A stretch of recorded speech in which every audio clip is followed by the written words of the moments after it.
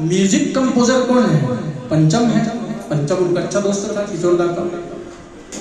तो बोले नहीं दादा, म्यूजिक भी इस बार कंपोजिंग मैं ही करूंगा, मतलब संगीत भी मैंने ही बनाया है।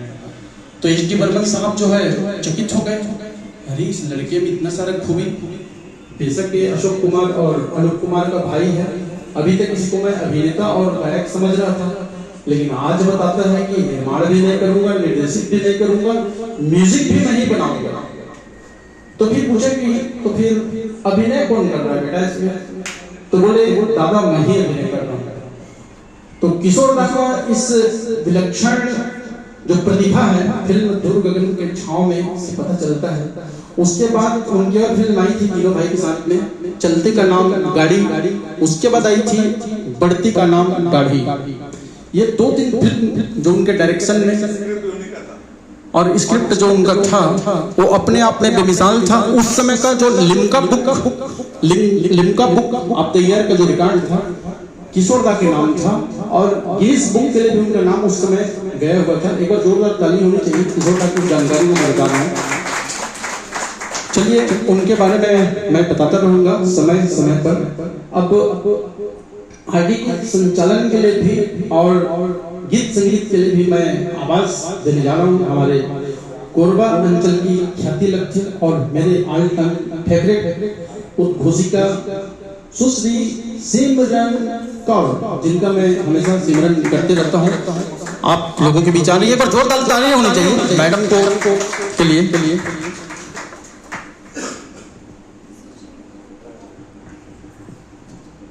डिमोशन कर देते हैं सृष्टि बोल के। हाँ तो अब होते ही नहीं, बोलेंगे कम से सिर्फ सृष्टि है। वैसे बर्थडे का कार्यक्रम है तो बहनों भाइयों प्लीज आप लोगों के बीच आ रही हैं दिलकश आवाज की मलिका मैडम सिमरन कौर। एक बार ताली होनी चाहिए। क्या होता है बहुत कुछ। एक्चुअली मैं आपको बता दूं कि अभी कुछ ज्यादा व्यस्तता हो जाती है कामकाज की, और क्या है ना कि अपना जो प्रोफेशन होता है और मेरा प्रोफेशन थोड़ा सा अलग है, जिसकी वजह से कभी भी कहीं भी जाना पड़ता है। आज ऐसे ही था, बस सर से बात हुई थी कि 4 तारीख को रहना है, लेकिन जिस हिसाब से रहना था उस हिसाब से मैं तैयारी करके नहीं आ पाई।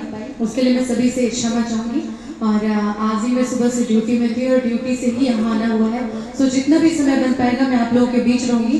और मेरा मेन मकसद है कि एक छोटा सा न्यूज़ कवरेज करके हम कोरबा में दिखाएं, ताकि लोग देखें कि आज यहाँ पे कोई कार्यक्रम हुआ है, और उसी मकसद से मैं यहाँ पे आई हूँ। तो चलिए, जैसे कि मुझे वैसे भी मान सम्मान यहाँ पे हमेशा मिला है, और उसी की वजह से चाहे जहाँ भी हमारे खींचे चले आ जाते हैं। यह है कि बाहर जाते हैं तो नहीं होता है, मैं भी कलाकार हूँ, लेकिन बाहर जाते हैं तो पूरी तरह से फ्री होके जाते हैं। वहाँ पे कोई बुलावा नहीं आता, किसी का फोन नहीं आता, लेकिन यहाँ वो चीज़ पॉसिबल नहीं हो पाती, इसलिए बहुत ज़्यादा समय देना भी पॉसिबल नहीं हो पाता। और मैं थैंक्स कहना चाहूँगी मल्लिक सर को, क्योंकि वो हमेशा जब भी कोई कार्यक्रम करते हैं तो मुझे ज़रूर बुलाते हैं। तो चलिए एक सॉन्ग जो है आप सभी के समक्ष रखना चाहूँगी।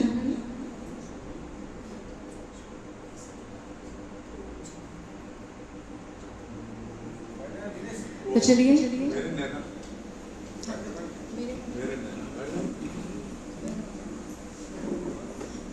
मल्लिक सर के पसंद का सॉन्ग है मेरे नैना। हालांकि ये सब सॉन्ग जो है बहुत सॉफ्ट सॉन्ग है, और कहीं प्रोग्राम वगैरह में तो हम लोग नहीं गाते, कभी कभी मौका मिलता है गाने का, तो इस पे कुछ त्रुटियां भी हो सकती हैं, उसके लिए मैं पहले सॉरी चाहूँगी। और ये मल्लिक सर के पसंद का सॉन्ग है, इसलिए मैं बिल्कुल सुनाना चाहूँगी। तो चलिए बढ़ते हैं गीत की ओर।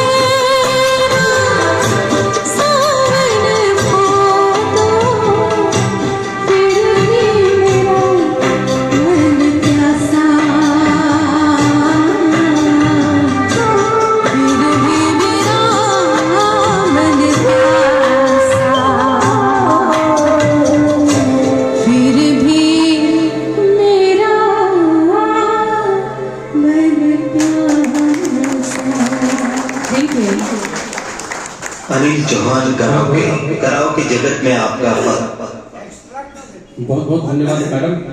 एक बार मैडम ने ताली बजाने तो मैं कुछ बोलूंगा, और मैं संचालन नहीं करूंगा, मैडम से ही सुनना है। जब फिल्म महबूबा बन रही थी, आप सभी को पता होगा, ये गीत जो है फिल्म महबूबा से है।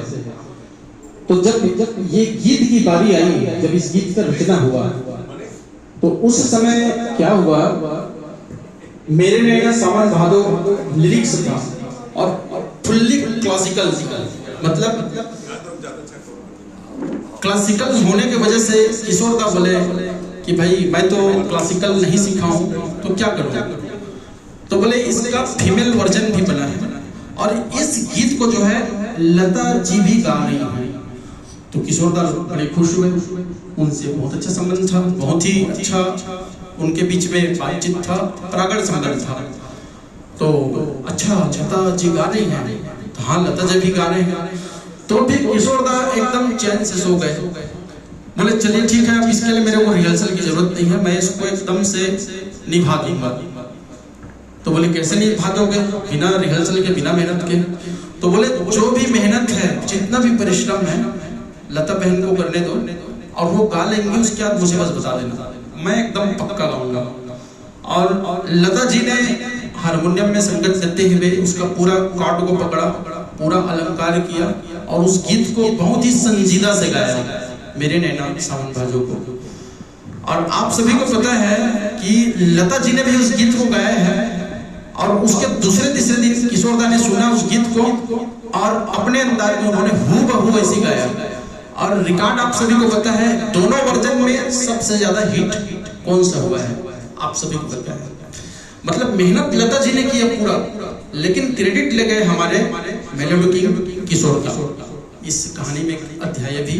और चलिए हमारे कोरबा के किशोर कुमार के नाम से प्रख्यात, और 90s के टाइम में जब टॉप सिंगर का कंपटीशन होता था हमारे कोरबा में, उस समय मेरे बड़े भैया संजय नड्डे जी फ्रेंड्स ऑर्केस्ट्रा के ऑर्गेनाइजर और एंकर हुआ करते थे, याद है। मोटी मूछ हुआ करती थी, शरीर अच्छी थी। अभी तो अक्षय कुमार हो रखे हैं, बेंगलोर से होके आए हैं अभी थोड़े दिन पहले। तो मुझे याद है वो दौर जब कंपटीशन होता था, तो रफी साहब के गाने वाले, मुकेश चंद्र माथुर साहब के गाने वाले, यहाँ तक कि लता जी के गाने वाले लोग विनर हो जाते थे। तो उसी समय में एक सिंगल पीस लड़का आया, जो अभी भी सिंगल ही है, दिखने में परिवार तो बढ़ गई है। नाम लेना चाहूंगा महेंद्र सिंह राज, फर्स्ट टॉप सिंगर विजेता हमारे कोरबा के, और उस समय के कोरबा के किशोर कुमार के नाम से प्रसिद्ध मेरे बहुत ही प्यारे मित्र भाई महेंद्र सिंह राज आप सभी के बीच आ रहे हैं। जीवन के साथ धन्यवाद।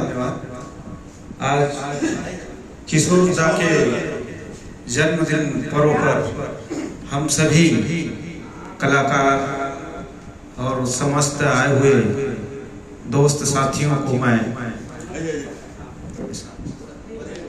आप सभी को इस कार्यक्रम में हार्दिक अभिनंदन, और हमारे इस कार्यक्रम को जो आवाज देने जा रहे हैं हमारे आदरणीय श्यामल भाई मल्लिक और